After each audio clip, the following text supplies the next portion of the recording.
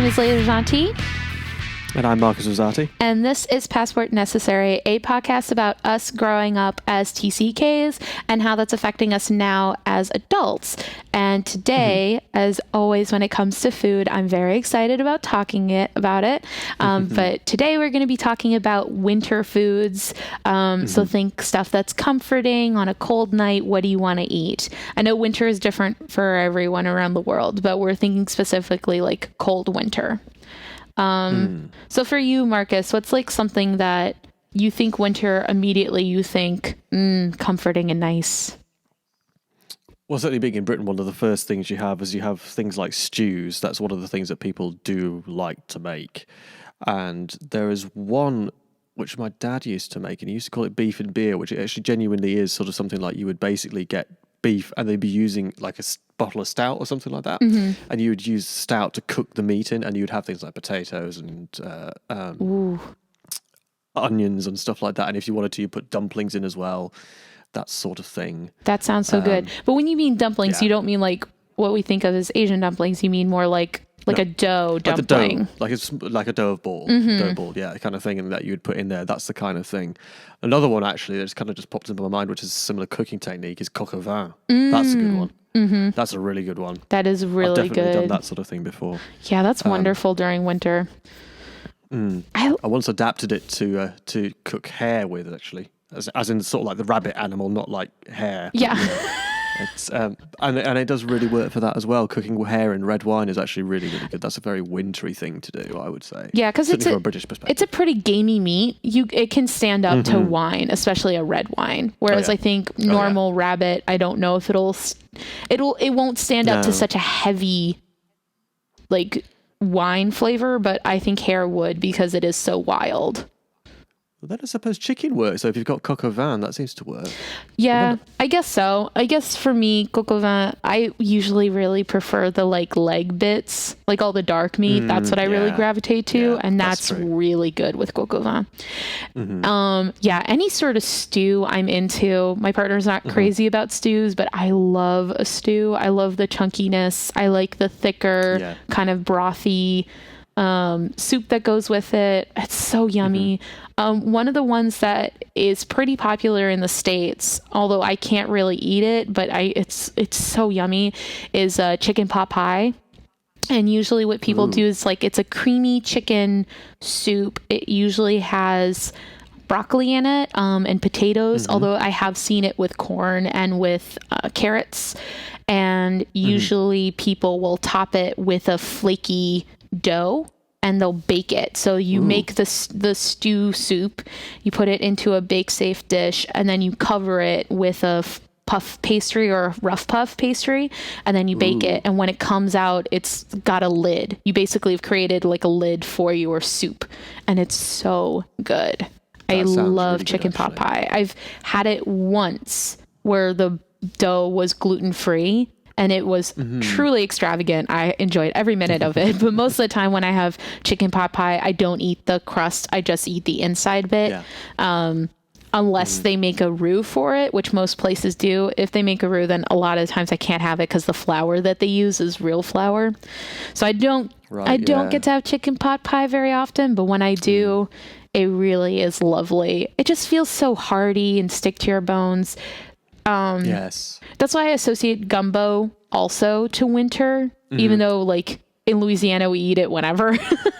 But for me, in my mind, when I think gumbo, I think winter, because it is such a hearty dish, and it's so filling. Like you really do feel comforted and full when you eat it. Yeah, that's the point. It's certainly the things that have like foods that are hot and have quite a lot of weirdly sort of like fluid with them in a weird way. So it's like if it's got a soup with it or something like that, not like a broth, not like a thin soup or something like that. It has to be quite hearty. It actually does make a big difference, because it makes you feel so much better. Yeah, it makes you feel satisfied. It makes you feel like you've really like eaten a good proper meal. Exactly.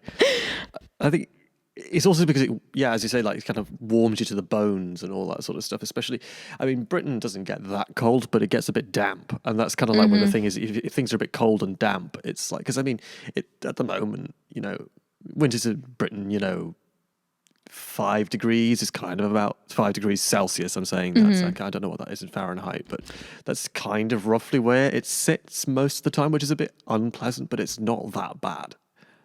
I've been in worse temperatures, and I definitely, if it was a choice between being in 5 degrees Celsius or -5, I know which one I'm picking. Yeah. So 5 Celsius is around 41 Fahrenheit. So it's chilly, but it's not like, it's nowhere near freezing. No. You would still have a way to go before you're starting to really freeze your butt off. Yeah, exactly. But it's still like, you still want to feel comforted. You want to feel that warmth that you get when you eat winter foods. I know that very often during the winter, it's fairly common to have like roasts, or like, when I say a roast, I mean like a fairly large piece of meat, usually pork or beef or chicken, although other gamier meats are definitely used. And that kind of becomes the center of the dish. And it's usually oven roasted. It takes its time. And then you usually have like root vegetables like carrots and potatoes that get part of it. And then there's always like side dishes. But I feel like the heart of a roast is the meat, and then like a couple of root vegetables that go in and bake along with it.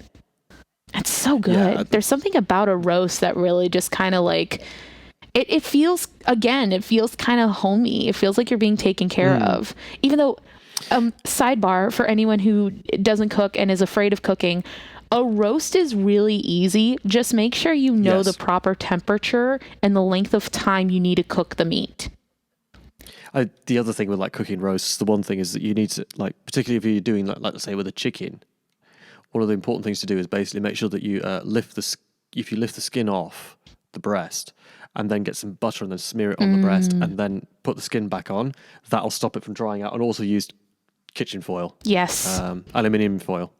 That's what you'd use. Cover that with it, and then only in the last 20 minutes do you take it off. Yeah. And then it will be all right, especially with chicken. Pork's like that as well. Oh, yeah. Nothing worse than a dry pork. It's just knowing how to do it correctly, because it is really easy. You're sticking it in an oven, and you're basically leaving it alone.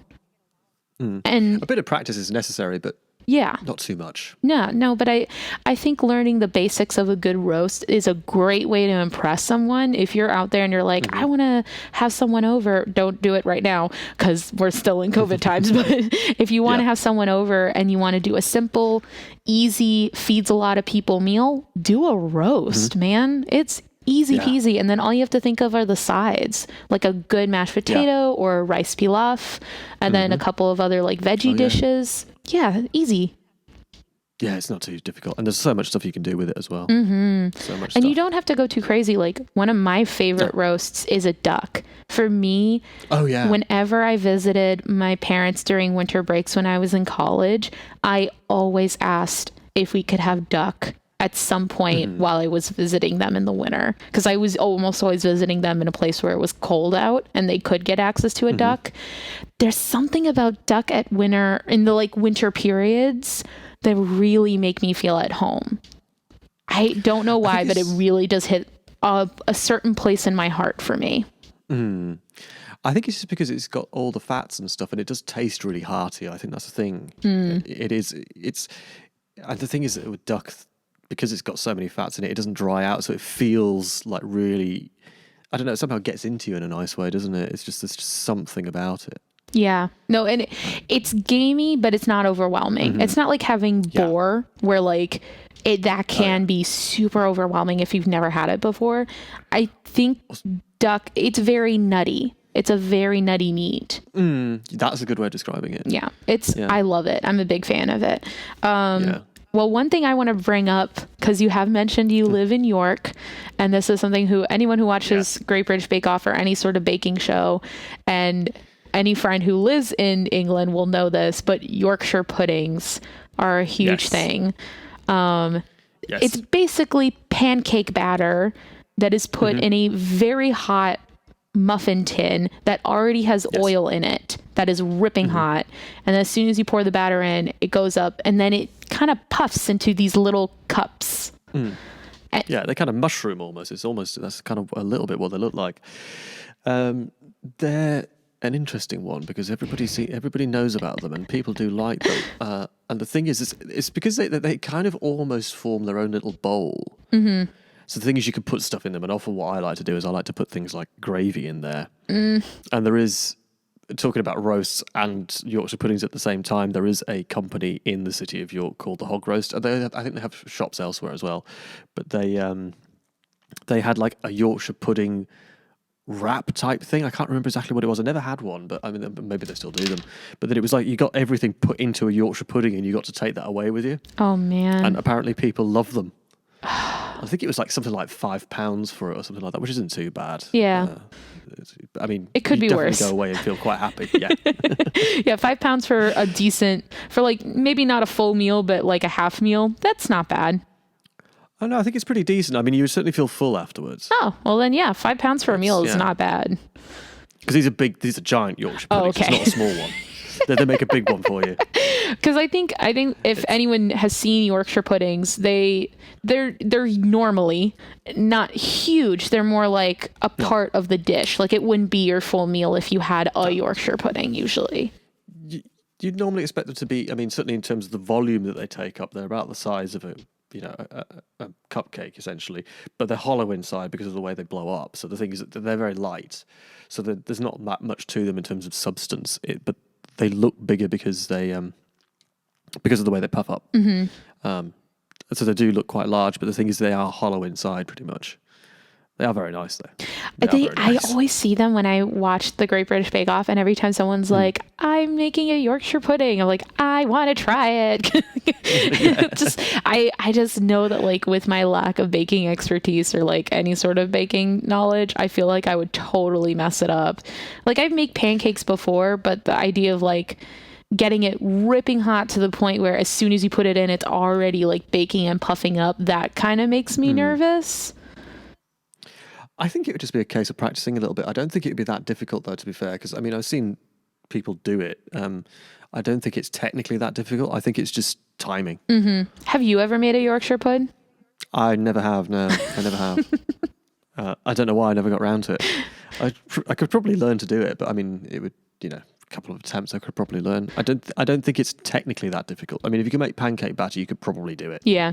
I feel like it's one of those, like, it's like making a souffle. Where like it takes practice to get it right, but once you get it right, you know how to do it, and it is impressive when you get it right. Mm-hmm. Like someone making a souffle is like, oh, okay, you know what you're doing, even though it's like I threw some eggs together and I baked it.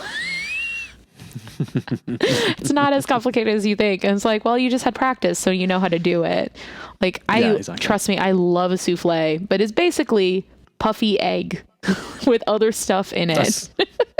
That's a good way of describing it. It's delicious. It's a puffy egg. So another thing that like, I know it's not a common winter thing, definitely isn't, because it's from Vietnam, and Vietnam is a warm country most of the time. But one of the things that for me, I associate with winter is pho.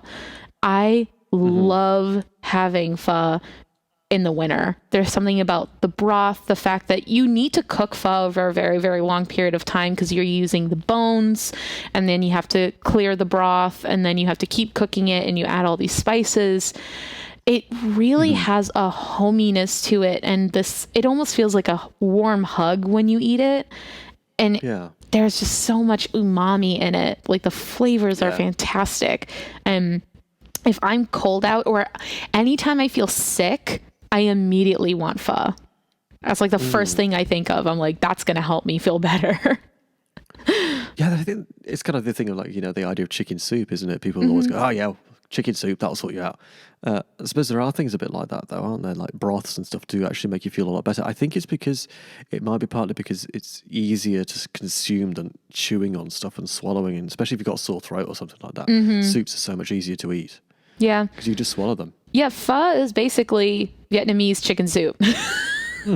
Yeah, basically. I mean, if you really like go down to the nitty gritty of it, that's essentially what it is. But then it just has other herbs and spices, and you add bean sprouts to it, and you'll add like Vietnamese, like Thai basil, or you'll also add like lemon to it. Like there's so many, not lemon, lime.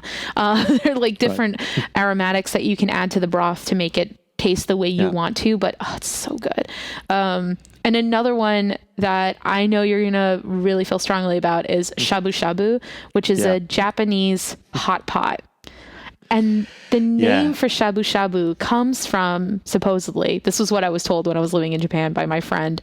Shabu shabu is the sound that the meat makes as you move it through the broth. So it's supposed to go like shabu shabu, shabu shabu.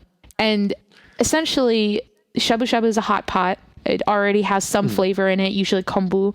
And then you put multiple items in it that cook in the broth. Usually you start off with the vegetables. You'll put mushrooms in it, cabbage, carrot, onions, all sorts of flavors. And then you'll start adding tofu as well. Oh, tofu. Oh, it's so good. Yeah. And then you'll start adding really incredibly thinly sliced meat so that as soon as it hits the hot broth, it's already starting to cook. And it takes literal seconds for it to be fully cooked, and then you can eat it by dipping it into different sauces. I love shabu shabu. It's one of those things that it's like one of those things that kind of like sits dormant in your mind, and then all of a sudden it just comes bouncing back out, and you kind of go, I really want it now. I really want some of that now. I know. It's just so, talking about it, I want it so bad. Yeah. It's such a good idea, and it works so well, and it tastes so nice, and there's so much. It's healthy as well. There's so much in it, and it does really work in winter. There's nothing better. Yeah, like it's such a good idea. Whoever came up with that was a genius. Yeah, it's pretty simple. Like a lot of the ingredients that you use are pretty easy to access in Japan. The thing that's I think so nice about shabu shabu is that it is at heart a group meal. You're supposed to eat it as a group. Like you're supposed to share it. It's not a dish that you eat by yourself. This is a dish that you make for a party of like at least 4 people, so that you can fully enjoy all the flavors together, let the vegetables and the meat add to the broth. And at the end, I forgot about this, but with shabu shabu, at the end, they'll give you udon noodles, or at least that's how I experienced it. So that when everything is out of the broth, you add the udon noodles to it, and you eat the udon noodles along with the broth because it's picked up all the flavor from everything that's been sitting in it. So it's like its own entirely new dish. It's so freaking good. It's like one of those things. Is like how much of a bang from a buck can I get? It's such a clever idea. It works so well, and it is so nice in winter. It works so well. Like you wouldn't do it in summer. There's just no way. No, because it's the experience is really difficult to describe almost unless you've actually done it. It's a really nice thing, because the thing is you can cook your own thing as well if you want to. You know, you can say, well, I would like a bit of this now, so you put that in, and then you can take it out and all that sort of stuff. And you get a special set of chopsticks to do that, which is always important. You don't want to use your chopsticks in a communal space that is very gross and not okay. I mean, if you're living with someone, I don't think it's as gross, but if you're out like at a restaurant having shabu shabu, you're not going to put your personal chopsticks in the broth, especially if you're sharing it with friends and stuff. Like it's considered gross. Well, it is. Yeah, because it is. You're sharing bacteria. But I think the closest thing to that, I know for sure, in Korea, a lot of when you go out to eat, a lot of those experiences are shared group dining experiences, like going out and having Korean barbecue. It's very similar where like everything is cooked and everyone's getting from it. But if you were like, oh, I want that meat to cook a little longer, people are going to go, okay, cool. Let it cook a little longer on the grill and you'll eat it when you want to. But I suppose it kind of, the only other thing I can think of that it might happen in sort of like a European or Western context is fondue. Yeah, you're absolutely right. The closest would be fondue.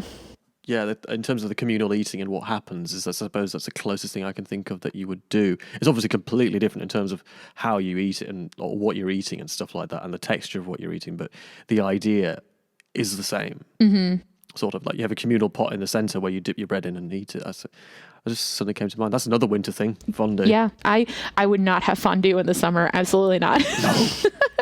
And actually, the fondue that is lesser known, but I actually prefer more. There's cheese fondue, delicious, absolutely, but I much prefer fondue bourguignon, where it's hot oil instead of cheese, and you usually cook meat in it.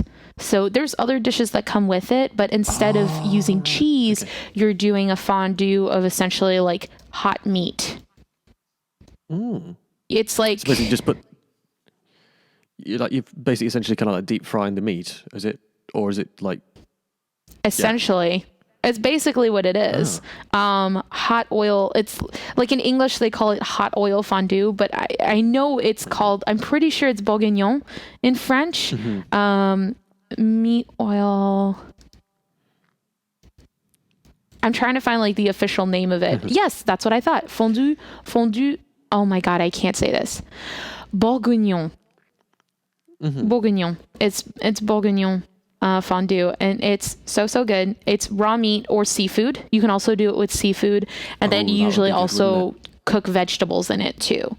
But most likely you're probably going to be just cooking the meat in it and getting like side veggie dishes with it. It's so good. Easier that way.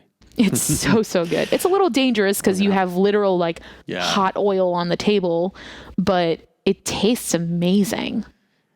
But it can't be any more dangerous than, well, I mean, unless the oil catches fire, I suppose. No, that is always a risk. I mean, I was thinking it can't be any more dangerous than having like boiling hot water or hot cheese on the table. But I kind of thought, yeah, but the oil could catch fire, couldn't it? That's just a thought. I was like, oh yeah. Thanks, Marcus. Sorry. It's so good. Oh my gosh. I was just like, I just didn't think of that, and I just went, oh yeah. Nothing like a little danger to your winter dining activity. At least it'll keep the house warm. Yeah, it would. Oh, that's terrible. Oh man. Okay. I think we should move on to the sweet winter dishes. Yeah. Moving swiftly on. Yeah.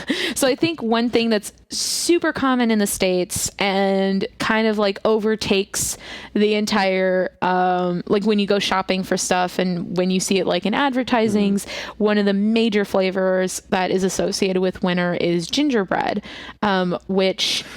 Ooh, it has a lot of different elements that are part of it. It's mostly cinnamon and ginger really is what is used in gingerbread. But it's a sweeter dish. A lot of people, when they have gingerbread, they think of the like really hard kind of cracking cookie or biscuit, that would have like that snap to it that really like it takes a second to break it. But you can also get chewy gingerbread, almost like an actual like bread loaf, and that's fantastic. That sounds good. So good. That does sound good. That, so I was thinking of like maybe it was because you can sometimes get the gingerbread cookies that are kind of like they're like hard on the outside but then like soft in the middle, so it's an actual cookie but it's like doughy on the inside. Those are nice, but like if you actually mean like a loaf of bread, that actually sounds good. I've never had that. I've made it before. I made like a gingerbread loaf.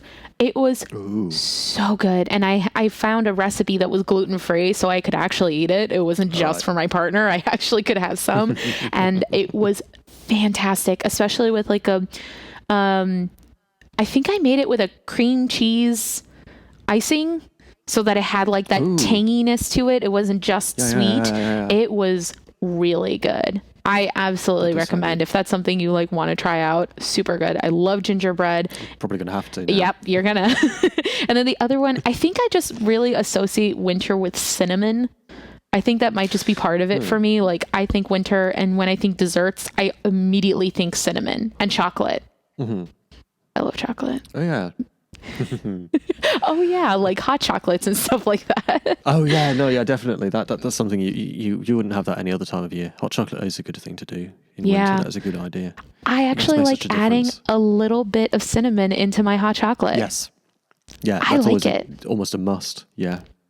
It makes such a difference. Nutmeg as well works really well. Oh yeah, I totally forgot. I do also make it with nutmeg. I think it adds a little bit more warmth to it. Not that hot chocolate isn't already warm, but it adds like another level to the flavor. Yeah, because I'm one of these people. I'm not necessarily always very keen on sweet stuff. But if it's got a little bit like, that's why I make cakes with something like gingerbread, because it's got a bit of a zing to it. It's a little bit spicier. There's a little bit more of a bite to it. If it was just plain sweet, I can't really do it. It has to have.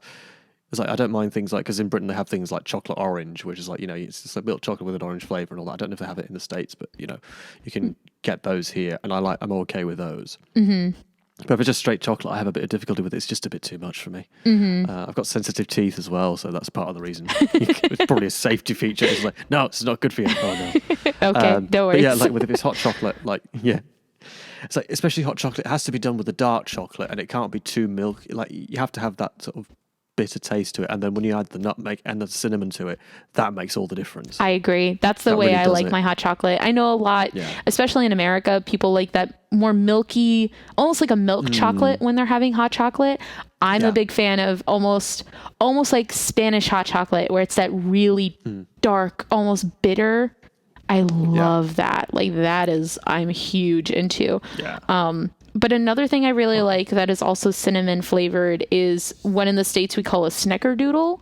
Have you had a Snickerdoodle? Do you know what that is? I have not had a Snickerdoodle. I'm assuming it's not something to do with melting a Snickers bar and drawing on things. No. Although that's a great visual image and probably something someone should do with their kids. Yeah, you get a 3-year-old. That they would love that. They would. Oh, that would be such a mess. But Snickerdoodles are a type of cookie, which are on the chewier side, so they're not crunchy. But Snickerdoodles are basically, it's a basic sugar cookie. So you can really just jazz it up by taking a simple sugar cookie base and then rolling it in a dust of cinnamon and white sugar. So you just mix the cinnamon and white sugar, and then you roll the raw cookie dough in that so that it completely covers the cookie dough ball, and then you bake it. And then as it bakes, it creates this almost like crackly crunch to the outside of the cookie. It's so it caramelizes, is that basically what happens? Yeah. Yeah, it's this very simple. It's not, you don't want to take it to the point where it's actually a caramel. You really just want the sugar to just melt. And then it really makes the cinnamon stick to the cookie. It's so good. I love Snickerdoodle. It's probably one of my favorite cookies of the winter time. And I think it's just because of the cinnamon, man. Because normal sugar cookies, I'm like, I'll take it or leave it. But you add some cinnamon to it, and I will eat a whole batch of Snickerdoodle cookies. I love Snickerdoodles. That does sound good. They're pretty amazing. Yeah. And then there is something that in Japan was very common around the winter time, which is called zenzai. Yes, zenzai is a good one. It's basically because they have the sweet beans that they use in Japan to make the stuff that they would fill their mochi with. And they use this to make a kind of soup, which is very sweet. It's quite thick as well. And you'll put things like mochi into it, and it's served hot, and it is pretty sweet. But in the middle of winter, it is one of the best things you can ever have because it's hot, it's sweet, it really is full of energy. It's just one of those things you just wouldn't, unless you knew about it, you wouldn't believe it existed. It's sweet soup, which kind of doesn't make sense. But that's what it is. It's sweet bean soup. It's so good. And when I was last in Japan, I had an opportunity to have it. I was like, well, having some zenzai, that's what I'm doing. That's one of the things I would set out to do. Because it's so, I don't know if they do it elsewhere, but it feels so Japanese to me. And it is so nice. And you're not, I don't think you're going to get it in the West very easily because people aren't going to know what it is. And the concept just sounds too weird. It is delicious. I don't think a lot of Westerners think of beans as a sweet element. Exactly. But it really, especially when you have a sweet bean, when you have mochi, it is a kind of sweetness that feels satisfying, where it's not just sweet to be sweet. Like, there is a lot of flavor behind it, and there's a richness to the flavor. And for anyone who hasn't had zenzai before, it has that thickness because it's beans that get cooked down. So there's a natural thickness. If anyone's had a bean soup, you know, it like is on the thicker side. And then the mochi gets added to it. And because the mochi gets hot, it gets almost this like kind of gooey. Yeah, it's almost like a gooey marshmallow. It's close to that texture, and it's so good. It really has this like comforting element to it. Kind of like with soups and stews where it's comforting, but it's at the end of your meal. So you get a warm hug at the end of your meal. Exactly. And the nice thing is all it is beans and rice. That's pretty much all it is as far as I know. There probably are a few other ingredients, but I mean, that's what it is. So I'm sure there's a lot of sugar in it, so it could be quite fattening, but in winter, you know, you just want that sort of thing anyway, don't you? Yeah, you want to feel. I think the thing that's so important about winter food, and we've kind of skimmed along what it is, but in the winter, you want to feel comfort. You want to feel warm. You want to feel taken care of.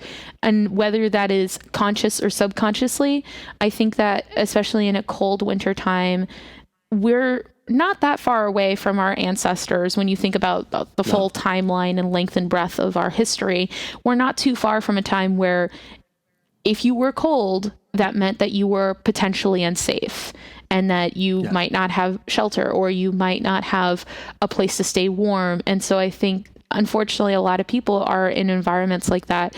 And anyone can attest, being outside on a cold day, there's nothing you want more than to eat something warm and filling and comforting. Like it really does something both to your psyche and to your body that makes you feel like, oh, I'm being taken care of. I'm okay. Yeah. And it brightens up your day. It does. Yeah.